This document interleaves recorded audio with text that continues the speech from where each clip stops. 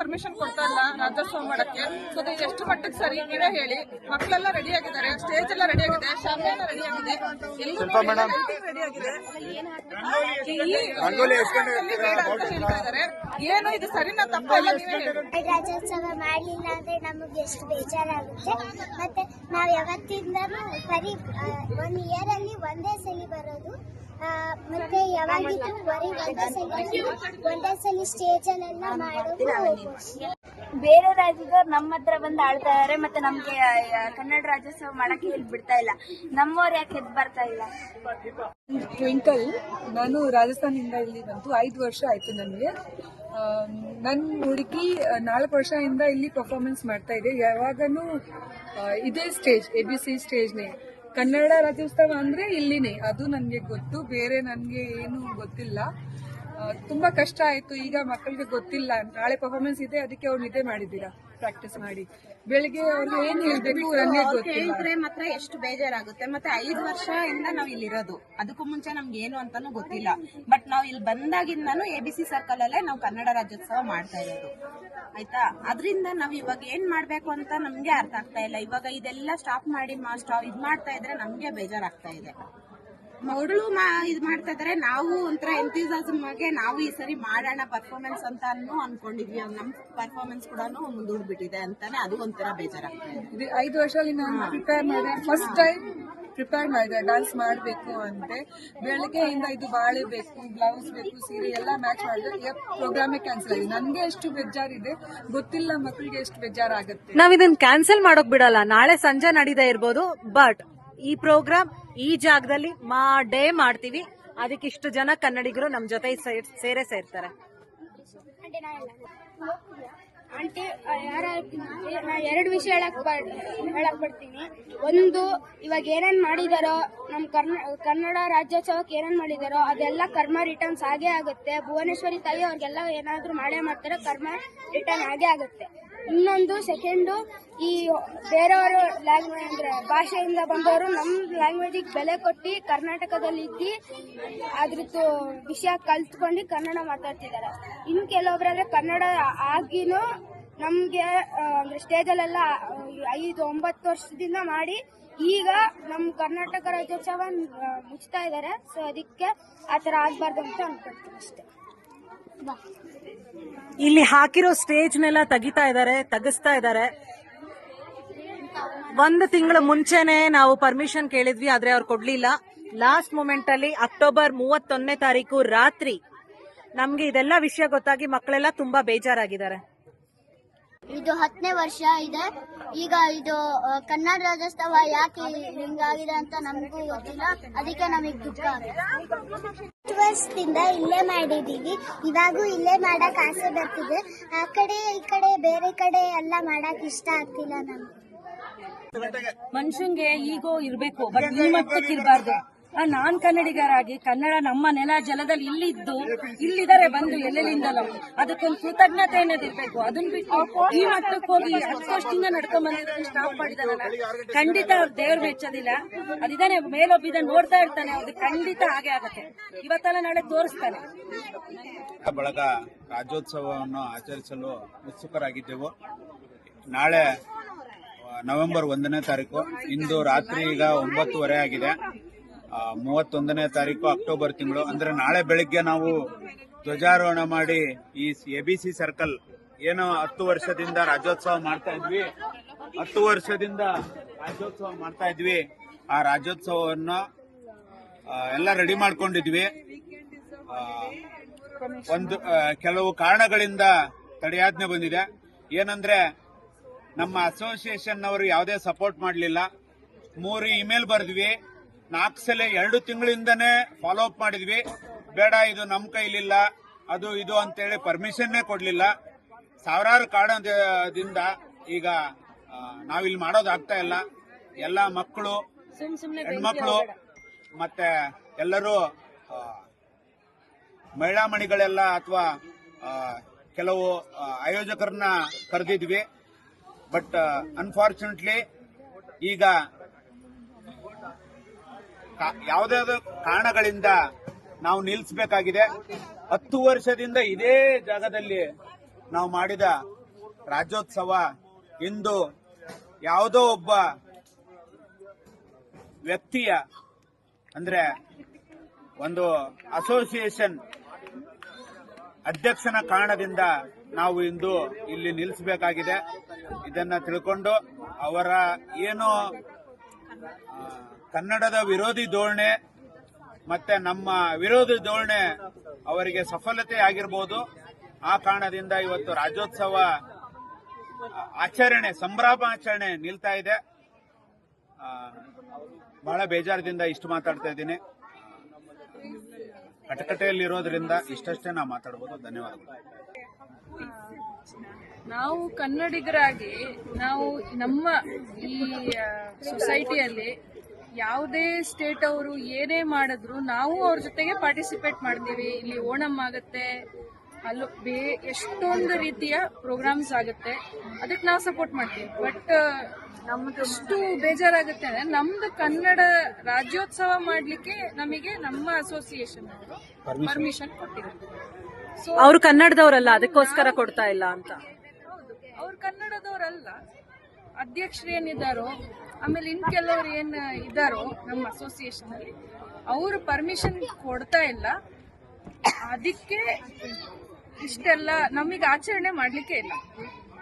ಇದು ಒಂದು unfortunate moment ಅಂತಾನೆ.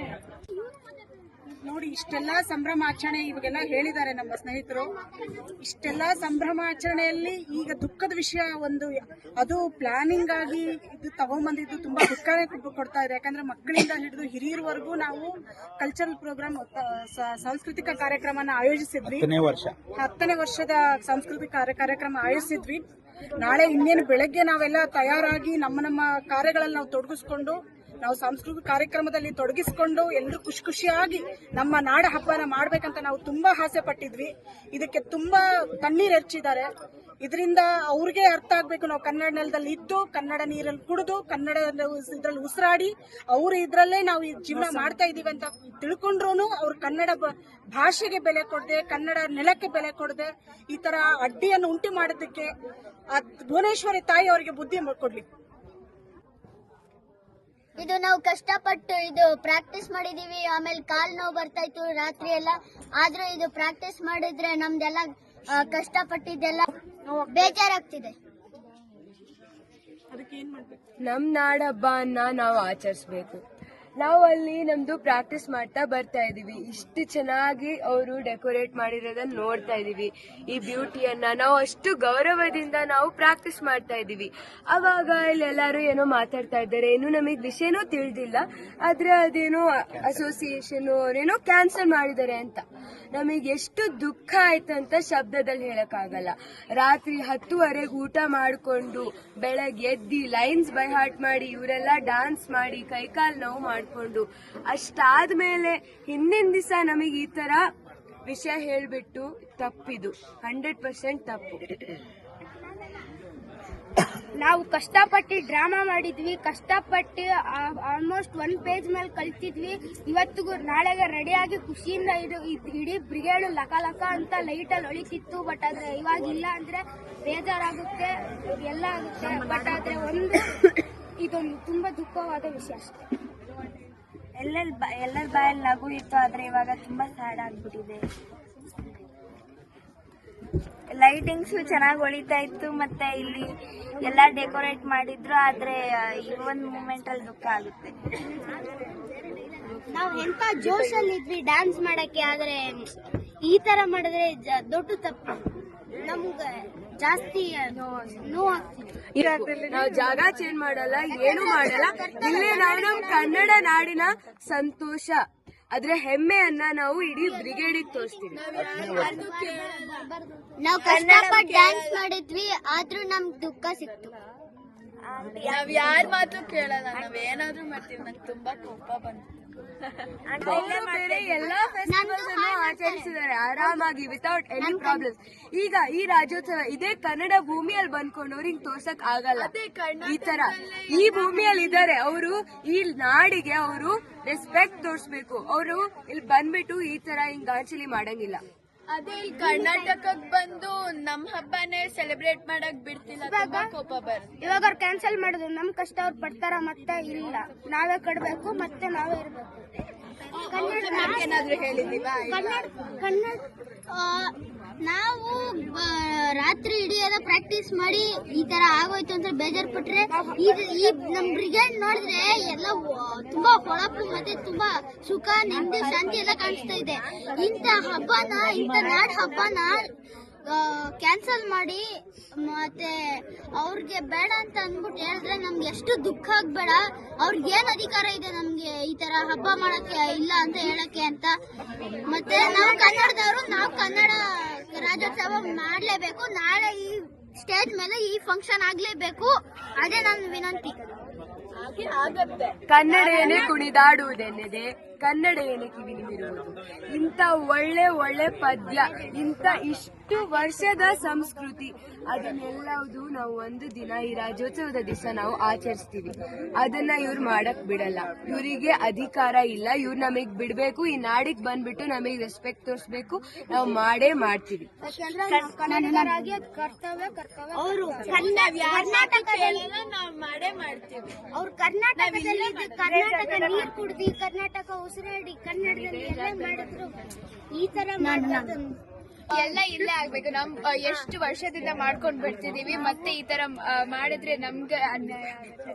ಇವರು ಪ್ರೋಗ್ರಾಮ್ ನ ಕ್ಯಾನ್ಸಲ್ ಮಾಡಿದಾರೆ ಅಂದ್ರೆ ಕನ್ನಡಕ್ಕೆ ರೆಸ್ಪೆಕ್ಟೇ ಕೊಡಲ್ಲ. ಅವ್ರು ಯಾಕೆ ರೆಸ್ಪೆಕ್ಟ್ ಕೊಡ್ತಾರ?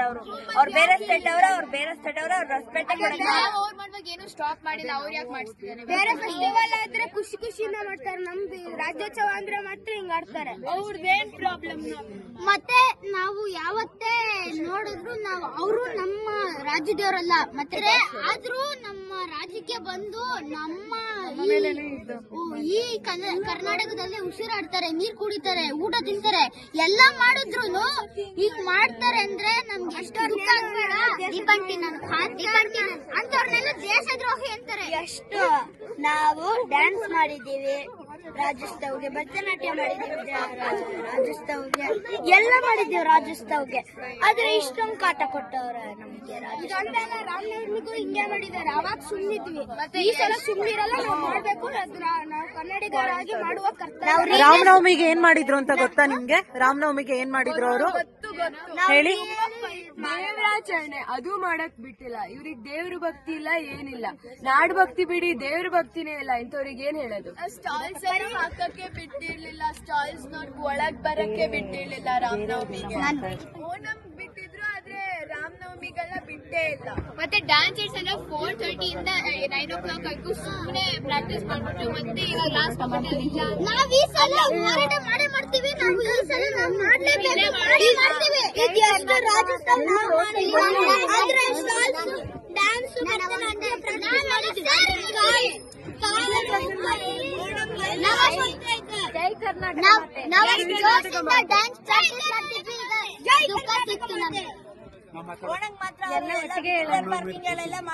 ರಾಮನವಮಿ ಶ್ರೀರಾಮ್ ದೇವ್ರು, ಇವ್ರಿಗೆ ಈ ತರ ಮಾಡ್ತಾರೆ.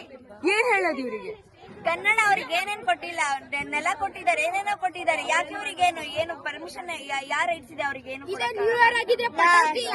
ನಾವೇ ಮಾಡಿದ್ದು, ಆ ಲೈಟ್ಸ್ ನಾವೇ ಮಾಡಿದ್ದು, ಆ ಬಿಲ್ಡ್ ಆಂಟಿ ಅವರು 9 ವರ್ಷದಿಂದ ನಮ್ ಸ್ಟೇಜ್ ಮೇಲೆ ಕುಣಿದಿ ಎಲ್ಲ ಊಟ ನಮ್ದೇ ತಿಂದಿ. ಇವಾಗ ಮತ್ತೆ ಅಧಿಕಾರ ಬಂತು ಅಂತ ನಮ್ಗೆ ಬೈಯುವಾಗ ನಾವ್ ಅವ್ರಿಗೆ ಕೊಟ್ಟಿರ್ತೀವಿ ಅಧಿಕಾರ. ಅದಕ್ಕೆ ನಮಗೆ ಅನ್ನುವಾಗ ನಮ್ಗೆ ಅದಕ್ಕಿಂತ ಡಬಲ್ ಅನ್ನಕ್ ಬರುತ್ತೆ. ನಾವ್ ಒಂದೇ ಸುಮ್ನಿದೀವಿ. ಈ ಸಲ ಸುಮ್ನಿರ